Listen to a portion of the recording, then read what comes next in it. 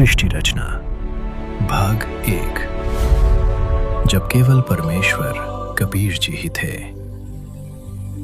बहुत समय पहले की बात है, इतना पुराना समय जब ना ये धरती थी, न आकाश, न सूर्य, न चंद्रमा, न तारे, न देवता, न मनुष्य, न जन्म, न मृत्यु। चारों ओर केवल एक ही अनंत दिव्य लोक था, जिसे अनामी लोक कहा जाता है। उस लोक में केवल एक ही सत्ता विराजमान थी, पूर्ण परमात्मा, सत्य पुरुष, परमेश्वर कबीर जी। वो लोक इतना अद्भुत था कि वहां अंधकार का नाम तक नहीं था। हर ओर दिव्य प्रकाश फैला हुआ था और उस अनंत शांति के मध्य परमेश्वर कबीर जी अकेले विराजमान थे। फिर एक दिन परमेश्वर के भीतर एक विचार उत्पन्न हुआ, मैं एक से अनेक हो जाऊं। और बस परमात्मा की इच्छा होते ही सृष्टि रचना की लीला आरंभ हो गई। सबसे पहले परमेश्वर ने 3 और दिव्य लोकों की रचना की। पहला अगम लोक, दूसरा अलख लोक और तीसरा सत्य लोक। अब कुल मिलाकर 4 दिव्य लोक हो गए, अनामी लोक, अगम लोक, अलख लोक, सत्य लोक। फिर उस एक परमात्मा ने अपने ही 3 रूप प्रकट किए। अगम लोक में वही परमात्मा अगम पुरुष कहलाए, अलख लोक में अलख पुरुष और सत्य लोक में वही परमात्मा सत्य पुरुष बनकर विराजमान हुए। एक ही परमात्मा परंतु 3 रूपों में। अब परमात्मा ने सत्य लोक की रचना आरंभ की। वहां न मिट्टी थी, न पत्थर, न लकड़ी, न कोई औजार। परमात्मा केवल अपनी शब्द शक्ति से सब कुछ प्रकट कर रहे थे। उनके मुख से वचन निकला और विशाल विशाल दिव्य द्वीप प्रकट हो गए। 1, 2, 3 ऐसे करते करते परमात्मा ने 16 दिव्य द्वीप बना दिए। हर द्वीप इतना सुंदर था कि करोड़ों स्वर्ग भी उसके सामने फीके लगे। कहीं अमृत की नदियां बह रही थीं, कहीं दिव्य फूलों के बाग थे, कहीं सोने जैसे चमकते महल। फिर परमात्मा ने अपने वचनों से 16 पुत्रों की उत्पत्ति की। वो सभी दिव्य तेज से चमक रहे थे। परमात्मा ने मुस्कुराकर कहा, बच्चों, तुम सभी अपने अपने द्वीपों में जाकर खुशी से रहो। सभी पुत्र आनंद से अपने अपने स्थान पर चले गए। उन 16 पुत्रों में से एक का नाम था अचिंत। कुछ समय बाद परमात्मा ने अचिंत को बुलाया। चारों ओर अलौकिक प्रकाश फैला था। तब परमात्मा बोले, बेटा अचिंत, अब आगे की सभी रचनाएं तुम करो। अचिंत ने हाथ जोड़कर आज्ञा स्वीकार की। फिर परमात्मा से मिली शक्ति के आधार पर अचिंत ने एक और सत्ता की उत्पत्ति की, जिसे आगे चलकर अक्षर पुरुष या पर ब्रह्म कहा गया। अक्षर पुरुष उत्पन्न होते ही सत्यलोक के उस दिव्य मान सरोवर में स्नान करने चला गया। वो मान सरोवर कोई साधारण तालाब नहीं था। उसका जल अमृत से भी अधिक शीतल था। उसकी लहरों से दिव्य प्रकाश निकलता था। सत्यलोक में शरीर सांसों से नहीं चलते। वहां वायु की आवश्यकता नहीं होती। जैसे जल के प्राणी पानी में रहते हैं, वैसे ही वहां के शरीर बिना वायु के भी जीवित रहते हैं। अक्षर पुरुष उस दिव्य जल में उतरा और उस अमृत समान शीतलता में सो गया। समय बीतता गया, बहुत समय बीत गया, पर वो बाहर नहीं आया। तब परमेश्वर कबीर जी ने एक अद्भुत लीला की।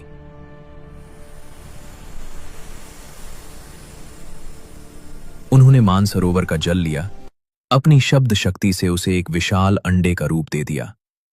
फिर अपने वचन से उसमें एक आत्मा प्रवेश कर दी। उस अंडे को परमात्मा ने जल में छोड़ दिया। अंडा घूमता हुआ जल के भीतर जाने लगा। गड़ गड़ गड़ उसकी आवाज पूरे मानसरोवर में गूंजने लगी। तभी उस आवाज से अक्षर पुरुष की नींद टूट गई। अधूरी नींद से जागने पर उसे क्रोध आ गया उसने क्रोध भरी दृष्टि से उस अंडे की ओर देखा और जैसे ही उसकी दृष्टि उस अंडे पर पड़ी, वो अंडा 2 भागों में फट गया और उसके भीतर से एक तेजस्वी ज्योति प्रकट हुई। वो था ज्योति निरंजन, जिसे आगे चलकर काल, ब्रह्म और कालयी कहा गया। तभी आकाशवाणी हुई, अक्षर पुरुष, तुम निंद्रा में थे, तुम्हें जगाने के लिए यह लीला करनी पड़ी। दोनों बाहर आए और परमात्मा को प्रणाम किया। तब परमेश्वर ने कहा, तुम दोनों अचिंत के द्वीप में जाकर रहो। दोनों आज्ञा पाकर वहां चले गए। कुछ समय बाद परमात्मा ने अचिंत से कहा, बेटा अचिंत, सृष्टि रचना तुम्हारे बस की बात नहीं है। अब आगे की सारी रचना मैं स्वयं करूंगा। परमात्मा ये लीला इसलिए कर रहे थे ताकि आगे कोई जीव यह भ्रम न पाल ले कि वो स्वयं सृष्टि रचना कर सकता है। जीव जीव ही रहता है और परमात्मा परमात्मा ही होता है। इसके बाद परमेश्वर ने अपनी शब्द शक्ति से असंख्य आत्माओं की उत्पत्ति की। पूरा सत्यलोक आत्माओं से भर गया। हम सभी आत्माएं वही रहती थीं। हर ओर आनंद ही आनंद था। न कोई दुख, न कोई मृत्यु, न कोई रोग। सभी आत्माएं परमेश्वर कबीर जी की शरण में आनंद पूर्वक रहती थीं। लेकिन उसी सत्यलोक में रहने वाले ज्योति निरंजन के मन में धीरे धीरे एक अलग इच्छा जन्म लेने लगी। वो सोचने लगा, मेरे सभी भाई अलग अलग द्वीपों में रह रहे हैं और हम तीनों एक ही द्वीप में एक साथ रह रहे हैं। धीरे धीरे उसके भीतर राज्य पाने की लालसा बढ़ती गई और एक दिन उसने कठोर तपस्या आरंभ कर दी। वो एक पैर पर खड़ा हो गया। उसका शरीर स्थिर था, आंखें बंद थीं और वो लगातार तप कर रहा था। उस समय हम सभी आत्माएं उसे आश्चर्य से देख रही थीं। उसकी वो तपस्या, उसकी वो अदा, उसकी वो स्थिरता धीरे धीरे हमारे मन को आकर्षित करने लगी। हम उसे देखने लगे और यहीं से हमारी भूल शुरू हुई। तभी आकाश में परमेश्वर कबीर जी की दिव्य आवाज गूंजी, हे बच्चों, तुम मस्त रहो, इसकी क्रिया पर ध्यान मत दो। यह जो कर रहा है इसे करने दो। परमपिता हमें समझा रहे थे, लेकिन हमारे मन में ज्योति निरंजन के प्रति आकर्षण कम नहीं हुआ। ऊपर से हम शांत हो जाते, पर भीतर ही भीतर उसे देखते रहते। समय बीतता गया। ज्योति निरंजन लगातार तप करता रहा। 1 युग, 10 युग, 50 युग और पूरे 70 युग बीत गए। तब परमेश्वर कबीर जी प्रकट हुए। दिव्य प्रकाश चारों ओर फैल गया। परमात्मा ने पूछा, ज्योति निरंजन, तू क्या चाहता है? पिताजी, मेरे लिए स्थान कम है, मुझे अलग राज्य चाहिए। परमेश्वर मुस्कुराए और बोले, ठीक है, तेरे 70 युग के तप के प्रतिफल में मैं तुझे 21 ब्रह्मांड देता हूं। जैसे कोई पिता अपने पुत्र को अलग भूमि दे दे, वैसे ही परमात्मा ने उसे 21 ब्रह्मांड प्रदान कर दिए। अब ज्योति निरंजन बहुत प्रसन्न हुआ, लेकिन उसके मन की इच्छा अभी समाप्त नहीं हुई थी।